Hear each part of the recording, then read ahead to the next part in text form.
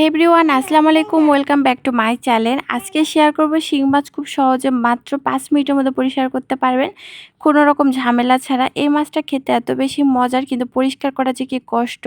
এই যে দেখছেন একদম সাদা ধবধবে ফর্সা হয়ে গেছে। মাছটা কিন্তু কালো কালো একদম হয়ে থাকে।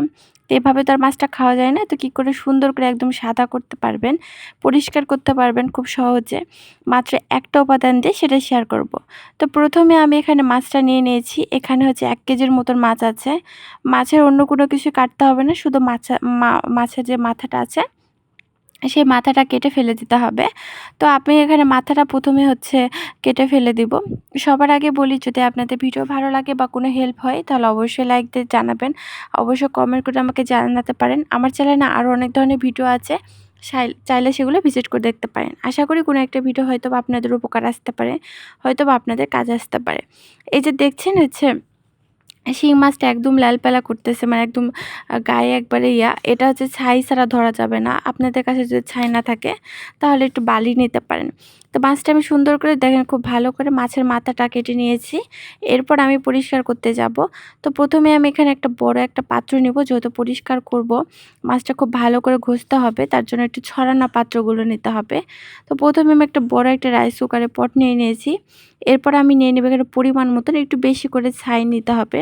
যদি আপনাদের কাছে ছাই না থাকে সেক্ষেত্রে আপনারা এখানে বালি ব্যবহার করতে পারেন, যে বালিগুলো নিবেন।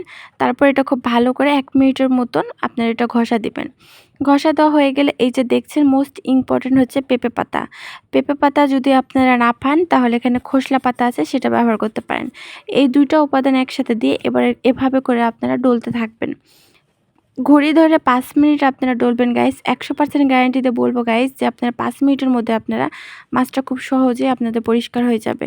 এই যে আপনারা নিজেরা দেখেন, লাইভ দেখেন যে আপনারা আমি যত ডলতেছি পাতাটার গায়ের সাথে আরও মাছটা একসাথে হয়ে দেখেন তত আরও খুব সুন্দর করে পরিষ্কার হয়ে যাচ্ছে। মানে জানি না যে পেঁপে পাতা, বা যদি পেঁপে পাতা না থাকে তাহলে খসলা যে পাতাগুলো, মানে ডুমুরের যে পাতাটা আছে ওই পাতাগুলো দিতে পারেন। আর যদি সেটাও না থাকে তাহলে আপনারা পেঁপে আছে, পেঁপের খোসা আছে, সে খোসাটাকে ব্লেন্ডারে ব্লেন্ড করে বা এভাবে করে আপনারা ব্যবহার করবেন। এই যে দেখুন এরকম করে ডলতে থাকবেন, দেখেন ডলতে দেখেন এখন একবারে সাদা হয়ে গেছে। এভাবে করে ৫ মিনিট খুব ভালো করে আমি পরিষ্কার করে নিব। এই মাছটা আপনি যত আপনি কালো হইলে কিন্তু দেখতেও ভালো লাগে না, পরিষ্কার না হলে তো খেতে একেবারে গা ঘিন করবে। আর এই মাছে পরিষ্কার করা কষ্ট, মানে অনেক কষ্টে একটা করে পরিষ্কার করলে তো অনেক সময় লাগবে। আর যদি আপনারা ঠিক আমার মতন করে এভাবে পরিষ্কার করেন তাহলে মাত্র ৫ মিনিটে আপনারা খুব সহজে মাছটা পরিষ্কার করতে পারবেন কোনো রকম ঝামেলা ছাড়াই। এই যে দেখুন একদম সাদা হয়ে গেছে। আপনারা যদি এর থেকেও বেশি সাদা চান তাহলে আরও বেশিক্ষণ সময় ধরে ডলবেন।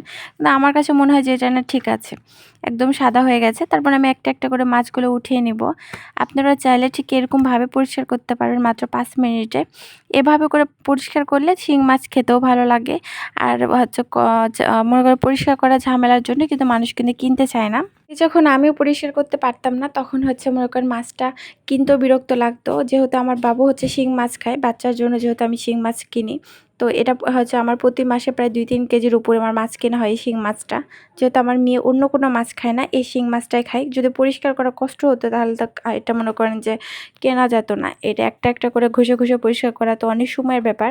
তো আপনারা খুব সহজেই পেঁপে পাতা দিয়ে খুব সহজে আপনারা এরকম করে ডলে ৫ মিনিটের মতো পরিষ্কার করতে পারবেন। এই যে দেখুন আপনারা কত সুন্দর একদম সাদা হয়ে গেছে। তো এভাবে করে আপনারা যদি পরিষ্কার করেন তাহলে ১০০% গ্যারান্টি দিয়ে বলতে পারবই যে খুব সুন্দর পরিষ্কার হবে। যদি আপনাদের ভালো লাগে ভিডিও অবশ্যই লাইক দিয়ে সাথে থাকবেন। আমি চেষ্টা করেছি যে আমার মতন করে আপনাদের সাথে এই টিপসটি দেওয়ার জন্য। এটা ১০০% গ্যারান্টি হবে, এটাতে কোনো রকম ফেক নেই। আমি পুরো লাইভটা আপনাদেরকে দেখিয়েছি যে কী করে পরিষ্কার করবেন। ঠিক এরকমভাবে যদি প্রতিটা স্টেপ বাই স্টেপ পরিষ্কার করেন তাহলে ১০০% গ্যারান্টি যে আপনারা ঠিক সুন্দর করে পরিষ্কার করতে পারবেন। এই যে দেখুন আমি একটা করে খুব সুন্দর করে ধুয়ে নিচ্ছি। ঠিক এরকমভাবে পরিষ্কার করবেন। আশা করি গাইস আজকে ভিডিওটি ভালো লেগেছে, আর অবশ্যই যদি ভালো লাগে তাহলে সাথে থাকবেন। এরপরে আমি বলে দিই, এই মাছটা যখন পরিষ্কার করা হয়ে যাবে একদম কমপ্লিট, তখন আরেকবার একটু লবণ দিবেন। লবণটা দেওয়ার পর একটু ভালো করে একটু ঘষা দিয়ে পরিষ্কার করবেন, তাহলে যে পেঁপে পাতার যে সবুজ দাগগুলো আছে এগুলো চলে যাবে। এগুলো থাকবে না। যখন আপনারা লবণ দিয়ে পরিষ্কার করবেন তখন এগুলো আর থাকবে না। তো আশা করি বুঝতে পেরেছেন। আর এমনিতে মাছ যতই ধোয়ান না কেন, যতই ধুবেন ততই আরও লবণ দিয়ে পরিষ্কার করলে তা আরও সুন্দর পরিষ্কার হয়। তো একটু মোটা জাতীয় লবণ যেগুলো আছে ওই লবণগুলো দিয়ে একটু সুন্দর করে পরিষ্কার করবেন।